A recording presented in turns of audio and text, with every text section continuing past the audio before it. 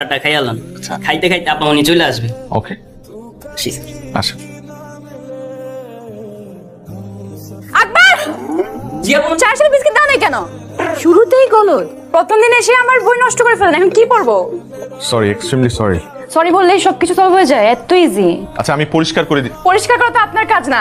আকবর, জি আপা। যা পড়ান। এখন কি করব?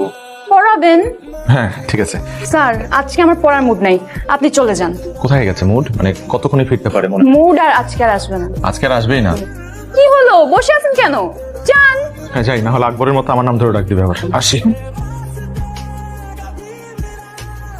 আচ্ছা, তোর নতুন স্টুডেন্টের খবর কি? ভালো না, মনে হয় না স্টুডেন্টের বেশি দিন পড়াইতে পারবো। কেন? 2 দিন হয়ে গেছে, এখনো বই খুলতে পারি নাই। এটা পড়তেই চায় না, পিচ্ছি কিন্তু ধান না মরিচের মতো। কথার কি জাজ ওরে বাবা। আপনি 6 মিনিট 37 সেকেন্ডস লেট। কয় মিনিট কত সেকেন্ড? 6 minute 37 seconds. ঘড়িটার ব্যাটারি নষ্ট হয়ে গেছে তো তাই। ঘড়ির সাথে লেট হওয়ার কানেকশন কি? না না, ঘড়ির সাথে লেট হওয়ার কোনো কানেকশন নেই, বাসের সাথে আছে। আমি বাসে করে আসছি তো ট্রাফিক জ্যাম ছিল। বাসে? আপনার গাড়ি নেই? আমার গাড়ি থাকলে তোমাকে টিউশনি করাতাম না। তাই তো। এই মামা, মামাকে ডাকছো কেন? চলেন। কোথায় যাব? আগে চলেন, তারপর বুঝবেন। চলেন। আটকো। কোথায় বসবো? এখানে। এখানে কেন বসবো? আমার এখানেই পড়তে ইচ্ছা করছে আজকে, এখানে। এইখানে পড়বে তুমি? মাই গড। এখন স্যার হিসেবে আপনার দায়িত্ব আমাকে পড়ানোর। কিন্তু তুমি যা শুরু করছো এভাবে তো আমি তোমাকে পড়াইতে পারবো না। আমি চিটাগং ইউনিভার্সিটি পড়তে চাই, ঢাকা ইউনিভার্সিটিতে না। হুট করে তুমি ঢাকা থেকে চিটাগং ইউনিভার্সিটি কেন শিফট করতে যাচ্ছ? স্যার, আমার বয়ফ্রেন্ড চিটাগং ইউনিভার্সিটিতে পড়ে, বুঝতেই তো পারছি। কার বয়ফ্রেন্ড? আমার। হোয়াট? পিচ্ছি মেয়ের বলে বয়ফ্রেন্ড আছে? পিচ্ছি? আমি পিচ্ছি না। না তুমি পিচ্ছি না, তোমার বয়ফ্রেন্ড পিচ্ছি। শোনো, তোমার এখন পড়াশোনা করার বয়স, প্রেম করার বয়স না। স্যার, জেনজিরা পড়াশোনা আর প্রেম দুটো একসাথেই মেনটেন করতে পারে। আর আপনি আজকে থেকে আমাকে চিটাগং ইউনিভার্সিটির অ্যাডমিশনের জন্য পড়াবেন, ঢাকা ইউনিভার্সিটির জন্য না। আমি তোমাকে চিটাগং ইউনিভার্সিটির জন্য পড়াতে পারবো না। আপনি না পারলেও আপনার পড়াতেই হবে। আমি বাধ্য না। আপনি বেনিফিট পাবেন। ছিছিরা, আমি তোমার স্যার। স্যার, অন্য কিছু ভাববেন না, আমি আপনাকে টাকা বাড়িয়ে দিব। পিচ্ছি মেয়ে আমাকে টাকার লোভ দেখাচ্ছে।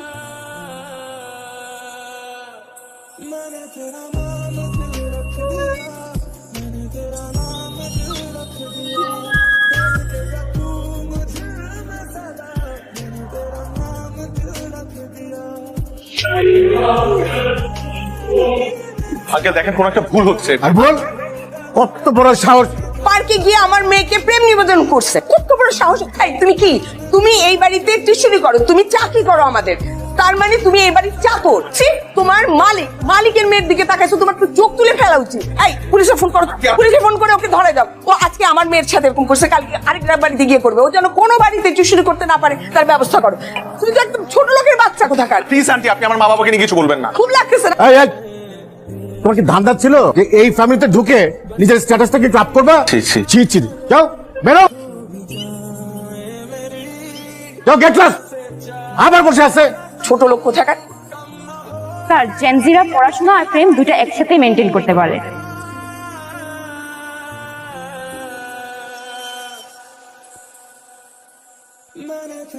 ম্যাডাম আপনি কার কাছে যাবেন? আমি রিফাত স্যারের কাছে যাব।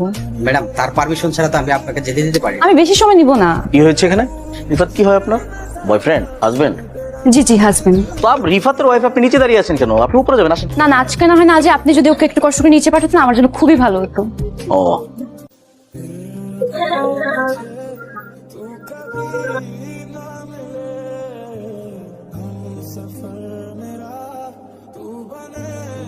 কি সমস্যা আপনার? সমস্যা কি আপনার? আমাকে ফলো করতে করতে আমার অফিস পর্যন্ত চলে আসছেন, এখানে এসে সিন ক্রিয়েট করছেন কেন? প্রবলেম কি আপনার? I remember everything. এটা আমার কাজের জায়গা। এখানে এসে আপনি মিথ্যা কথা বলছেন, you are my wife, you not my wife. আপনার সাথে আমার কোনো ধরনের সম্পর্ক নেই। আপনি আমার স্টুডেন্ট ছিলেন, দ্যাটস ইট। আগেও একবার আমার ক্ষতি করার চেষ্টা করেছিলেন, এখন আবার ক্ষতি করার চেষ্টা করছেন। ওয়াই? আমি আপনার সাথে কোনো অন্যায় করেছি? কোনো কুপ্রস্তাব দিয়েছিলাম আপনাকে? না, দেইনি। কিন্তু আপনি উল্টা আমার ক্ষতি করার চেষ্টা করেছেন। আমার শুনতে হয়েছে আপনার মায়ের কাছ থেকে যে আমার ফ্যামিলি খারাপ, আমার বাবা মা খারাপ। সেদিন আমি কিচ্ছু বলি না, শুধুমাত্র আপনার দিকে তাকিয়ে, কারণ আমার মনে হচ্ছে আপনি ছোট মানুষ, আপনি হয়তো না বুঝে এই কাজটা করে ফেলেছেন। But not anymore. আমি এটা ছেড়ে আসছি, এখন আমি একটা নতুন লাইফ লিড করছি। প্লিজ এখানে আমাকে ডিস্টার্ব করবেন না। আমি কখনো আপনার সাথে দেখা করতে চাই না, কথা বলতে চাই না। প্লিজ দয়া করে আপনার এই চেহারাটা আমাকে কখনো আর দেখাবেন না। মনে থাকে যেন আপনার, আমি আর কখনো আপনার এই চেহারা দেখতে চাই না। তুই আর রিফাত নাকি পার্কে গেছিলি? কে বললো বাবা? আমাদের ড্রাইভার রফিক। কেন গেছিলি বল? এই যে চুপ করে আছে। কি গেছিলি কেন বল না। স্যার আমাকে পার্কে নিয়ে গিয়ে প্রপোজ করেছিল। আসসালামু আলাইকুম স্যার। ওয়ালাইকুম সালাম। স্যার একটা মিনিট দাঁড়ান স্যার, আপনার একটা পার্সেল আছে। স্যার কে দিল এটা? স্যার আপনার ওয়াইফ রেখে গেছে। আমার ওয়াইফ? জি স্যার।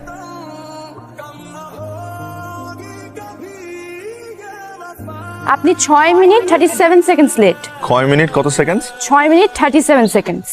আপনার তো 5টা আসার কথা। ঘড়িটার ব্যাটারি নষ্ট হয়ে গেছে তো তাই।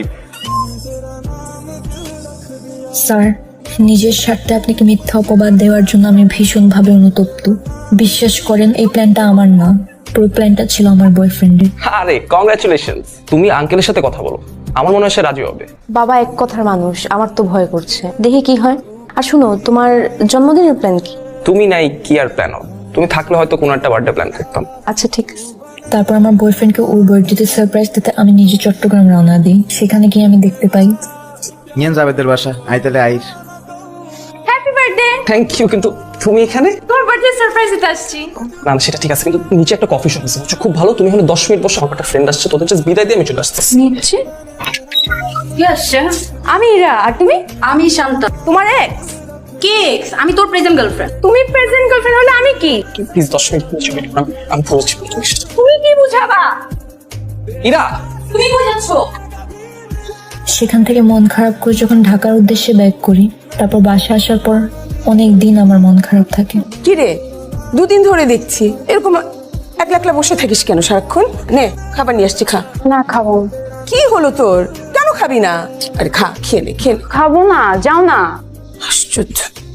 মন খারাপের মাঝে একদিন ফেসবুক স্ক্রল করতে গিয়ে দেখতে পাই আপনাকে টিউশন মিডিয়া থেকে ব্যান করা হয়েছে।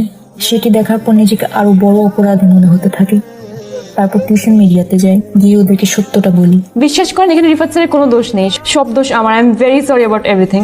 শিক্ষকতা একটি মহান পেশা। আপনাদের মতো কিছু মানুষের ভুলের কারণে আজ মেধাবী শিক্ষার্থীরা এই পেশা থেকে দূরে সরে যাচ্ছে। চিরং ইউনিভার্সিটিতে ভর্তি হতে চেয়েছিলে কেন? আমার অনেক ইচ্ছা ছিল চিটাগং ইউনিভার্সিটিতে পড়ার। তো আমাদের বলিস না কেন? আমি অনেকবার ট্রাই করেছি বলার, কিন্তু তোমরা তো কখনো বুঝোনি। তাই বলে ইফাতের নামে একটা মিথ্যা অপবাদ দিয়ে ওকে ছোট করবা? তুমি জানো রিফাতকে যে এজেন্সি থেকে আমরা হায়ার করছিলাম, তারা ফোন করে আমাকে অপমান করছে। বারবার জানতে যাচ্ছে রিজনটা কেন করলো এরকম। অ্যান্সার করো। তোমাদের একটা সমস্যা কি জানো? যে কোনো একটা ঝামেলার মধ্যে পড়লে জাস্ট সাইলেন্ট হয়ে থাকো। আর এই যে তুমি, হ্যাঁ, তোমার আজকাল পেয়ে পেয়ে ওরা সবাই এখন যে যার মতো ইচ্ছা যা ইচ্ছা তাই করছে। শোনো, আমার একটা ক্লিয়ার কথা বলে দেই, এই মেয়ে ঢাকা ইউনিভার্সিটিতে পড়তে হবে। আর যদি ঢাকা ইউনিভার্সিটিতে চান্স না পায়, তাহলে ওই যে বাসা পাশে ডিগ্রি কলেজ আছে ওইখানে পড়বে। দিস ইজ ফাইনাল, ওকে? বাবার কথা অনুযায়ী ঢাকা ইউনিভার্সিটির এডমিশন টেস্টের জন্য পড়াশোনা স্টার্ট করি। পড়াশোনার ফাঁকে ফাঁকে আপনাকে ফোনে ট্রাই করি। এর একটা কথা মনে রাখবে, পড়ালেখা মানে জীবনের জন্য প্রস্তুতি গ্রহণ করা নয়। এমন ভাবে পড়ো যেন পড়ালেখাই তোমার জীবন হয়ে ওঠে। আপনার দেওয়া উপদেশটা মেনে আমি ঢাকা ইউনিভার্সিটিতে চান্স পেয়েছি। বিশ্বাস করেন স্যার, সেদিন হঠাৎ করে বাসের জানালায় আপনাকে দেখি। এরপর থেকে ফলো করা শুরু করি। আপনাকে বিরক্ত করার কোনো ইচ্ছেই ছিল না আমার। আমি শুধু আপনার কাছে ক্ষমা চাইতে চেয়েছি। এই জন্য কয়েকদিন ধরে আপনাকে বিরক্ত করেছি। আমি কথা দিচ্ছি স্যার, আপনি আমাকে ক্ষমা করে দিলে আমি আর কোনোদিন আপনার সামনে আসবো না বা বিরক্ত করব না। আপনি যদি আমাকে ক্ষমা করে দেন, তাহলে আগামীকাল বিকেলে আপনার সাথে আমি দেখা করতে চাই। তুমি আমাকে বলেছিলে যে আমি তোমাকে ক্ষমা করে দিলে তুমি আমার আশপাশে থাকবে না কখনো। জি। আর যদি ক্ষমা না করি? তাহলে পাশে পাশে থাকবো। কতদিন? সারা জীবন। Is it a promise? More than a promise.